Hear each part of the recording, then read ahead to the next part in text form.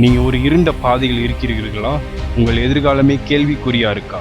யோசேப்பின் கதை உங்களுக்கு ஒரு ரகசியத்தை சொல்லும்.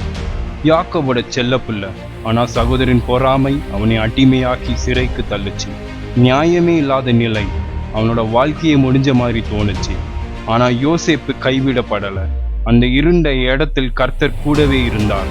அவன் கர்த்தரின் கிருபையால் தன்னுடைய திறமைகளை வளர்த்து கொண்டான். ஒரு நாள் அவன் கூறிய கனவின் விளக்கம் அவனோட வாழ்க்கையே மாத்துச்சு. சிறை கதவுகள் திறந்தன.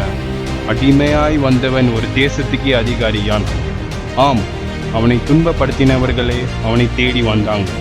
யோசேப்பு சொன்னார், நீங்கள் எனக்கு தீங்கு செய்ய நினைத்தீர்கள், தேவனோ அதை நன்மையாய் மாற்றினார். அதை போல உங்கள் வாழ்வில் எந்த கஷ்டம் வந்தாலும் கர்த்தர் அதை நன்மையாய் மாற்றுவார். துன்பங்கள் வெற்றியின் படிக்கல்.